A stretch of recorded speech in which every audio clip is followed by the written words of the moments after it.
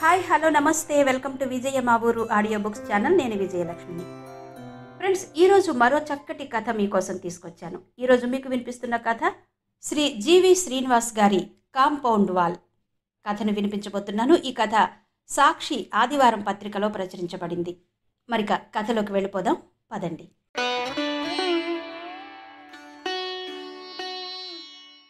నువ్వైనా చూడాలి కదమ్మా, చూడు ఆ మేకలు వచ్చి మల్లె మొక్కని ఎలా తినేశాయో. కాలేజీ నుంచి వస్తూనే నాపై విరుచుకు పడింది నా కూతురు మృదుల. గబగబా వంటింట్లో నుంచి బయటకొచ్చి చూశాను. ఎంతో ఇష్టంగా పెంచుకుంటున్న మల్లె మొక్క అది. ఇప్పుడిప్పుడే చిన్న చిన్నగా పువ్వులు పూయడం ప్రారంభించింది. మేకలు చాలా వరకు తినేశాయి. ప్రాణం ఉసూరు మంది. బేలగా చూశాను కూతురు వంక. మృదుల కళ్ళలో నీళ్లు తిరుగుతున్నాయి. పాపం, మొక్కలంటే తనకెంతో ఇష్టం. రోజూ పొద్దున్నే మొక్కలన్నిటికీ నీళ్లు పెట్టి వాటితో కాసేపు కబుర్లు చెప్పి మరీ కాలేజీకి వెళుతుంది.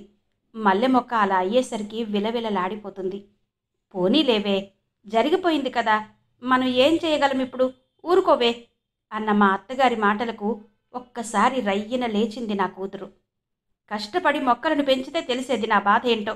అయినా ఇంట్లో ఖాళీగా కూర్చునే ఉంటున్నావు కదా, మేకలు మొక్కలను తినకుండా చూడలేకపోయావా అని వాళ్ళ నానమ్మ మీద ఒంటికాలి మీద లేచింది మృదుల.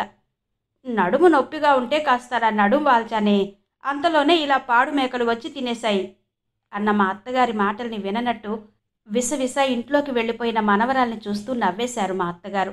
ఇంతకుముందు మేము పట్నం లోపల అద్దెకుండేవాళ్ళం. అది ఇల్లు అనే కంటే కూడా క్లోజ్డ్ బాక్స్ అంటేనే కరెక్ట్ ఏమో. అసలు గాలాడని చిన్న గదుల ఇల్లది. ఆ మాత్రం దొరకడమే పట్నంలో ఎక్కువ. మా వారి చిన్నప్పుడే మా మామయ్య గారు కాలధర్మం చెందితే మా అత్తగారు ఆ పని ఈ పని చేసి ఒక్కగానొక్క కొడుకును చదివించి ప్రయోజకుణ్ణి చేశారు. మా వారు చేస్తున్నది గుమాస్తా ఉద్యోగం కాబట్టి పాపైనా బాబైనా ఒక్కరే చాలు అని మా ఆలోచన. ఆవిడ మా ఆలోచనలకు అంగీకరించడం, మృదులు పుట్టిన వెంటనే ఫుల్ స్టాప్ పెట్టడం జరిగిపోయింది. రూపాయి కూడబెట్టి ఆఫీస్లో లోన్ తీసుకుని ఊరి చివర కొత్తగా వచ్చిన కాలనీలో ఖాళీ జాగా కొని ముచ్చటైన చిన్న ఇల్లు కట్టుకున్నాం. ఇంకా చిన్న చిన్న ఇంటి పనులు పెండింగ్ ఉండిపోయాయి. డబ్బులు సర్దుబాటు అయ్యాక చేయిద్దామని ఊరుకున్నాం. మేము ఈ ఇంట్లోకి వచ్చి ఓ 6 నెలలయ్యింది. ఈ ఇంటికి వచ్చాకే మృదుల ఇంటర్ ఫస్ట్ ఇయర్లో జాయిన్ అయింది. మృదులకు మొక్కలంటే చాలా ఇష్టం. ఇంతకుముందు అద్దెకున్న ఇంట్లో మొక్కలు పెంచే వీలు లేక మనీ ప్లాంట్ని బాటిల్స్లో పెట్టి మురిసిపోయేది. ఇక్కడ ఇంటి ముందు కొద్దిగా ఖాళీ స్థలాన్ని మొక్కల కోసమనే ప్రత్యేకంగా ఉంచాము. పూల మొక్కలు, ఆకుకూరల మొక్కలు, కొత్తిమీర పెంచుతుంది మృదుల. నిజం చెప్పొద్దు, నాకు కూడా ఏ రోజుకా రోజు తాజా ఆకుకూరల వంటకు ఉపయోగపడుతున్నాయి. మా ఇంటికి ఎవరొచ్చినా వారు ముందు మాట్లాడేది మొక్కలు, వాటి పచ్చదనం వలన మా ఇంటికి వచ్చిన అందం గురించి మాత్రమే. రాత్రి మా వారు రాగానే భోజనాలు చేసి మొక్కల మధ్యలో కుర్చీలేసి కూర్చుని నలుగురం కాసేపు మాట్లాడుకోవడం మాకు అలవాటు. ఈరోజు మృదుల వాళ్ళ నాన్నతో పోట్లాట ప్రారంభించింది. నాన్నగారు, ఎన్నిసార్లు చెప్పాలి మీకు కాంపౌండ్ వాళ్ళు కట్టించమని? చూడండి, మళ్ళా మేకలొచ్చి మల్లె మొక్కని ఎలా తినేసాయో. మొన్న ఆవులొచ్చి మొత్తం పాడు చేసి వెళ్ళాయి. మేము ఇల్లు పూర్తి చేశాం కానీ చుట్టూ కాంపౌండ్ వాల్ కట్టించలేదు. సరిగ్గా సివిల్ వర్క్ అయ్యి ఫినిషింగ్లు దగ్గరకు వచ్చేసరికి చేతిలోని డబ్బులన్నీ ఖాళీ అయిపోయాయి. చీటీ ఒకటి వేస్తున్నాం. ఇంకో 4 నెలలు పోయాక చీటీ పాడి కాంపౌండ్ వాల్ కట్టించాలన్నది మా ఆలోచన. బంగారు తల్లి, నీకు తెలుసు కదరా, చీటీ డబ్బులు రాగానే కట్టించేద్దాం, సరేనా? కూతురు తలపై చెయ్యి వేసి మా వారు చెప్పారు. అప్పటికి ఒక మొక్క ఉండదు, తొక్క ఉండదు, అప్పుడు కట్టించడం దండుగా కోపంగా అంది మృదుల. గారాల కూతురు కదా, మాపై అప్పుడప్పుడు అరుస్తూ ఉంటుంది. కొడుకైనా కూతురైనా తనే కదా. మా ఇంట్లో అందరికీ మృదులంటే చాలా ఇష్టం. స్వేచ్ఛగా తన భావాలను పంచుకోవాలని మా వారెప్పుడూ ప్రోత్సహిస్తూ ఉంటారు. అందుకే తనకి కోపం వచ్చినా ప్రేమ వచ్చినా వెంటనే చెప్పేస్తుంది. అది కాదురా, అర్థం చేసుకో. ఈ 4 నెలలు మన ఇంటి చుట్టూ ముళ్లతో కంచె వేయించినా కాస్త అడ్డుగా ఉంటుంది, పశువులు రాకుండా. వద్దు నాన్నగారు, మన ఇంటి అందం పోతుంది. గాలి వర్షం వచ్చినప్పుడు ముళ్ళన్నీ మన ఇంటి ముందు చేరి మనకి గుచ్చుకుంటాయి, మనకే ఇబ్బంది. ఏదోలా కాంపౌండ్ వాళ్ళు కట్టించండి నాన్నగారు, గారాలు పోతూ అడిగింది. మృదులకు తెలుసు వాళ్ళ నాన్నను ఎలా కాకా పట్టాలో. చూద్దాంలేరా, సరేనా? వెళ్ళి చదువుకో బంగారం అంటూ మా వారు తెలివిగా చర్చకు ఫుల్ స్టాప్ పెట్టేశారు. మా అత్తగారు నవ్వుతూ తండ్రి కూతుళ్ల సంభాషణ విని, పడుకోండి, మళ్ళీ పొద్దున్నే నువ్వు ఆఫీస్కి వెళ్ళాలాయే అంటూ కొడుక్కు చెప్పి నిద్రపోవడానికి తన గదిలోనికి నడిచారు. సరే బాయ్. మృదుల గొంతు విని గబగబా బయటకు వచ్చి చూశాను. ఎవరో కుర్రవాడు మృదులతో పాటు మా ఇంటి దగ్గరగా వచ్చి వెనక్కి తిరిగి వెళ్ళిపోతూ కనిపించాడు. వాకిట్లో కూర్చుని తడిబియ్యం ఆరబెడుతున్న మా అత్తగారు, ఎవరే ఆ కుర్రాడు అని అడిగారు మనవరాల్ని. మా కాలేజీలో సీనియర్ నాని. మన కాలనీలో ఎప్పుడు చూసినట్టు లేదు. వాళ్ళిల్లెక్కడే అడిగారు ఆవిడ. మన కాలనీ కాదు నాని. కాలేజీ అయిపోయాక దారిలో కలిసి మీ ఇంటి వైపు చిన్న పని ఉంది అంటూ మాట్లాడుతూ వచ్చాడు. భలే సరదాగా మాట్లాడతాడు. మరి ఇంట్లోకి పిలవకుండా అలా పంపించేశావేంటి? నానమ్మ ప్రశ్నకు, నిజమే కదా, నాకు ఆలోచనే రాలేదు అంటున్న మనవరాల్ని పిలిచి తన పక్కనే కూర్చోబెట్టుకుని, చూడు ముద్దు అంది. మా అత్తగారు మృదులని అలాగే పిలుస్తారు. చూడు ముద్దు, నీది తెలిసి తెలియని వయస్సు. ఆ అబ్బాయిది కూడా. నీతో మాట్లాడాలనే ఉద్దేశంతోనే ఏదో వంక చెప్పి మన ఇంటి వరకు నీతో పాటు వచ్చాడు. నువ్వొకసారి ఆలోచించు. మీ ఇద్దరికీ అంతకుముందు పరిచయం కూడా లేదు. మీరు మాట్లాడిన మాటల్లో మీ చదువుకు సంబంధించింది కానీ మీకు ఉపయోగపడే మాటలేమైనా ఉన్నాయేమో చూడు. స్నేహం చేయడం ఎప్పుడూ తప్పు కాదు. కులం, మతం, పేద గొప్ప భేదాలు ఉండకూడదు. కావలసినది కల్మషం లేని స్నేహ హృదయం మాత్రమే. స్నేహానికి అసలైన అర్హత. పెద్దావిడ మాటలు వింటూ మృదుల వైపు చూసి ఒక్కసారిగా ఉలిక్కిపడ్డాను. ఒక్కసారిగా నా కూతురు ముఖం రంగులు మారసాగింది. కనుకొలకుల్లో జలపాతం దూకడానికి సిద్ధంగా ఉంది. పెదవులు ఉక్రోషంతో ఆక్రోశిస్తున్నాయి. మృదుల పరిస్థితి అర్థం చేసుకుని గబగబా వెళ్ళి, నువ్వు వెళ్ళి ఫ్రెష్ అయ్యిరా, స్నాక్స్ తిందువు గాని అని లోపలికి పంపించేశాను. ఫ్రెష్ అయ్యి వచ్చి నా ఫోన్ తీసుకుని తన ఫేస్బుక్ అకౌంట్ ఓపెన్ చేసి చూడసాగింది.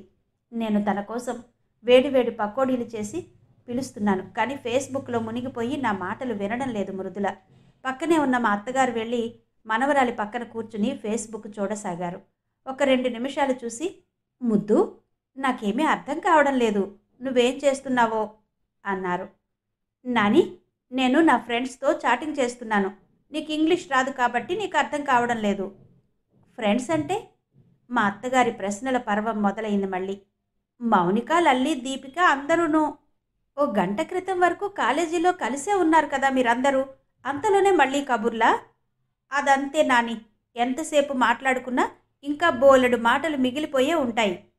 అలాగా? బొగ్గన అరచెయ్యి పెట్టుకుని ఆశ్చర్యపోయారావిడ.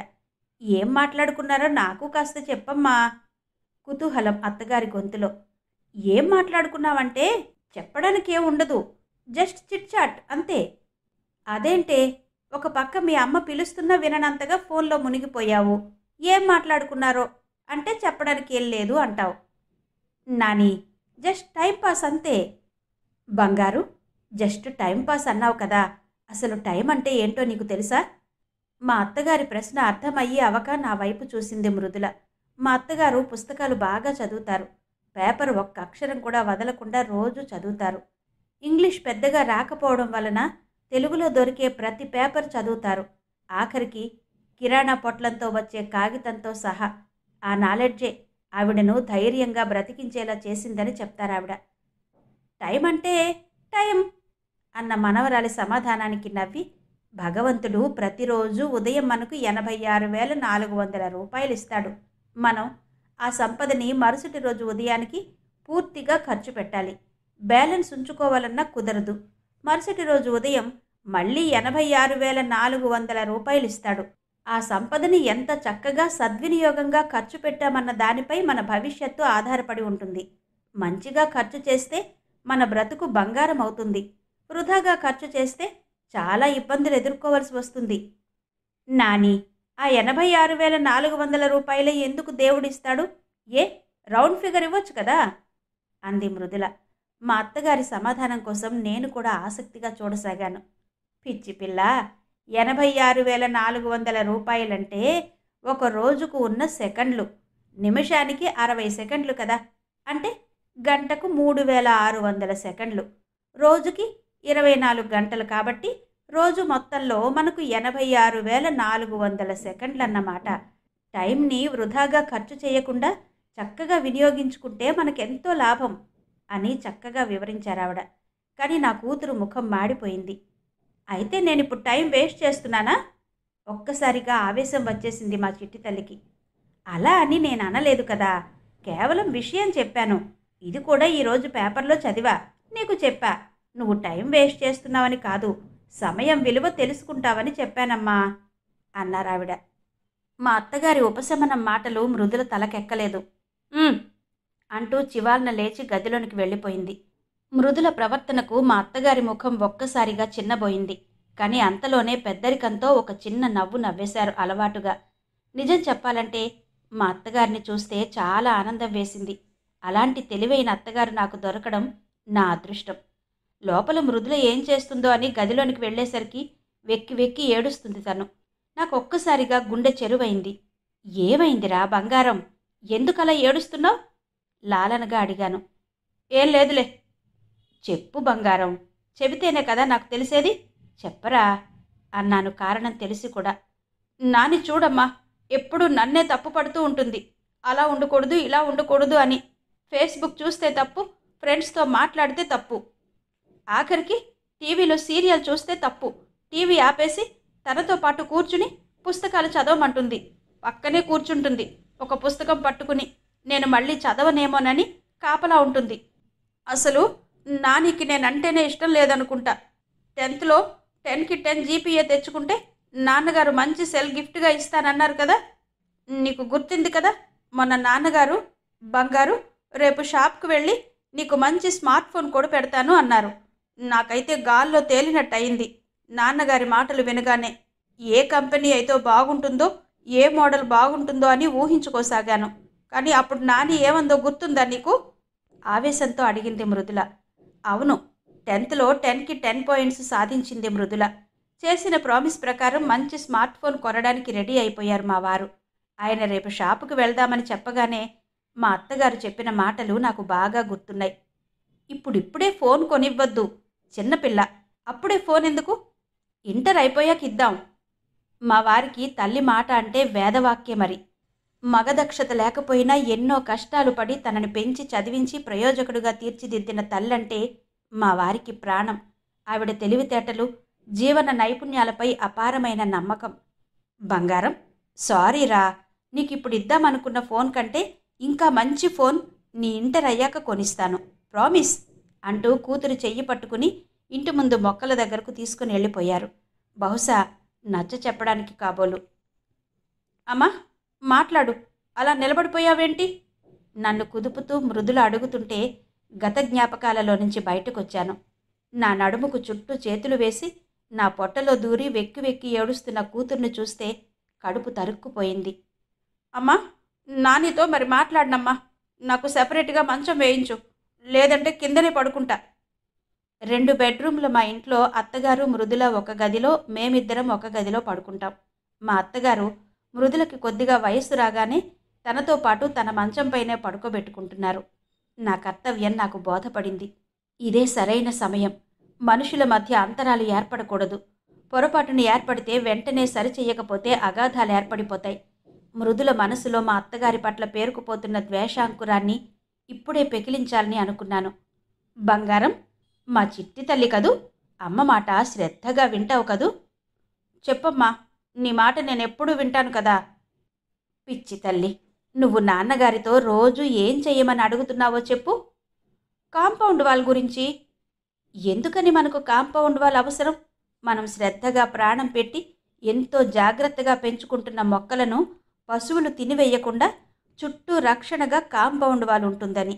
కాంపౌండ్ ఉంటే మన ఇంటికి, మన మొక్కలకి రక్షణగా ఉంటుందని కదా నువ్వు రోజు మీ నాన్నగారిని కాంపౌండ్ వాల్ కోసం అడుగుతున్నావు, అంతే కదా? అవునమ్మా.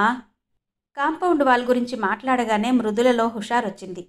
బంగారం, మన ఇంటికి కాంపౌండ్ వాల్ ఎలా రక్షణగా నిలబడుతుందో మన కుటుంబానికి మీ నాన్నమ్మ కాంపౌండ్ వాల్ తల్లి. అర్థం కానట్టు ముఖం పెట్టిన కూతురు నుదుటిపై చిన్న ముద్దు పెట్టాను. మీ నాన్నమ్మ తనకున్న జీవితానుభవంతో మనందరినీ చక్కగా సరైన దారిలో పెట్టాలని, మన కుటుంబం ఏ ఇబ్బందులు లేకుండా ఉండాలని తాపత్రయపడుతోంది. ఉదయం నీ సీనియర్ మన ఇంటి ముందు వరకు వచ్చి వెళ్ళిపోయాడు కదా, ఎందుకో తెలుసా? మీ నాన్నమ్మను చూసి. ఎవరైనా సరే మనసులో చెడు ఆలోచనలు కలిగి ఉంటే అకస్మాత్తుగా పెద్దవారు కనిపిస్తే తత్తరపడతాం. ఆ అబ్బాయి అదే పడ్డాడు. ఫోన్లో ఫేస్బుక్ చూస్తుంటే ఆవిడ క్లాస్ చెప్పారని నువ్వు అనుకుంటున్నావు. కానీ ఆ రంగుల వలయంలో నువ్వెక్కడ చిక్కుకుంటావేమోనన్న భయం ఆవిడిది. నీకు ఫోన్ ఎందుకు వద్దన్నారో తెలుసా? నీకింకా 16 వచ్చింది. నీ వయసులో పిల్లలకి మంచేదో చెడేదో స్పష్టంగా తెలియదు. అన్నీ మీకు తెలుసని పెద్దవాళ్ళం అయిపోయామన్న భ్రమలో మీరుంటారు. మీ టీనేజ్లో వయస్సుకు తొందర ఎక్కువ. ఈ వయసులో ఫోన్ ఇస్తే నీకు మంచి కంటే చెడు ఎక్కువ అవుతుందని మీ నాని భయం. చెబుతూ మృదులను చూస్తున్నాను ఎలా రియాక్ట్ అవుతుందా అని. శ్రద్ధగా వింటుంది అనిపించాక మళ్ళీ మాట్లాడడం ప్రారంభించాను. చాలామంది పిల్లల్ని చూడు, 10th వరకు ఫస్ట్ క్లాస్లో ఉంటారు. ఇంటర్కు రాగానే చదువులో వెనకబడిపోతారు. కారణమేంటో తెలుసా? ఇంటర్కు రాగానే రెక్కలు వచ్చేసాయన్న తెలియనితనం. పేరెంట్స్ అయిన మేం కూడా అందుకు కొంత కారణం. 10th వరకు ఇంటికి లేటుగా వస్తే ఎక్కడికి వెళ్లారని ఆరా తీసే మేము పిల్లలు కాలేజీకి రాగానే కొద్దిగా చూసి చూడనట్టుగా ఉంటాం. మీకు స్వేచ్ఛ ఇచ్చామనుకుంటాం మేము. కానీ ఆ స్వేచ్ఛ సరైన దారిలో వెళుతుందా లేదా అని పరిశీలన చెయ్యలేకపోతున్నాం. ఇక సెల్ ఫోన్, ఇంటర్నెట్, సరికొత్త స్నేహాలు మీ ప్రగతికి ఉపయోగపడకుండా ఇప్పుడిప్పుడే వికసిస్తున్న మీ మెదడును పాడు చేస్తున్నాయి. సాంకేతికత మీకు వికృతంగా పరిచయం అవుతుంది. నువ్వెక్కడ నీ బంగారు భవిష్యత్తు పాడు చేసుకుంటావేమోనని మీ నాని భయం. ఎందుకంటే నువ్వు మా అందరి ప్రాణం. మా ఆశలన్నీ నీపైనే కదా. అందుకే ఎటువంటి చెడు ఆలోచనలు, చెడు స్నేహాలు నిన్ను, నీ ఆలోచనను పాడు చేయకుండా నీ చుట్టూ రక్షణగా కాంపౌండ్ వాళ్ళగా నిలబడుతున్నారావిడ. పిల్లల స్నేహాలకు, సరదాలకు మేము అడ్డు కాదు. మీ ఆనందమే మాకు ముఖ్యం. కానీ ఆ సరదాల వలన మీ బంగారు భవిష్యత్తు పాడవుతుంటే చూస్తూ ఊరుకోలేం కదా. ప్రతి ఇంటికి కాంపౌండ్ వాళ్ళు ఎలా ఉండాలో అలాగే ప్రతి ఇంట్లో ఒక పెద్దవాళ్ళు ఉండాలి. వాళ్ళ జీవితానుభవాలకు, వారి సలహాలకు విలువనివ్వాలి. ఆ పెద్దవారే అసలైన కాంపౌండ్ వాల్ ఆ కుటుంబానికి. నా మాటలు వింటున్న మృదుల కళ్ళలో పశ్చాత్తాపం కనబడింది. వెంటనే పరుగు పరుగున వెళ్ళి బయట మొక్కల మధ్య వాలు కుర్చీలో కూర్చుని ఉన్న తన నానమ్మ దగ్గర చేరి మెడ చుట్టూ చేతులు వేస్తూ ఐ లవ్ యూ నాని అంది. లోపల ఏం జరిగి ఉంటుందో ఊహించగలిగిన మా అత్తగారు చిరునవ్వుతో మృదుల నుదుటిపై ముద్దు పెట్టి మా బంగారు తల్లి అని దీవించారు. కిలకిలా నవ్వింది మా గారాల తల్లి. అది కాంపౌండ్ వాల్, శ్రీ జీవి శ్రీనివాస్ గారి కథ. మరి యథాప్రకారం ఈ కథ మీద, ఆడియో మీద మీ కమెంట్స్ తెలియజేస్తారు కదూ. మీ కమెంట్స్ కోసం ఎదురు చూస్తూ మళ్ళీ రేపు ఇదే సమయానికి, అంటే సరిగ్గా మధ్యాహ్నం 3 గంటలకు మరో చక్కటి కథతో మళ్ళీ మీ ముందుంటాను. అంతవరకు సెలవు. నమస్తే.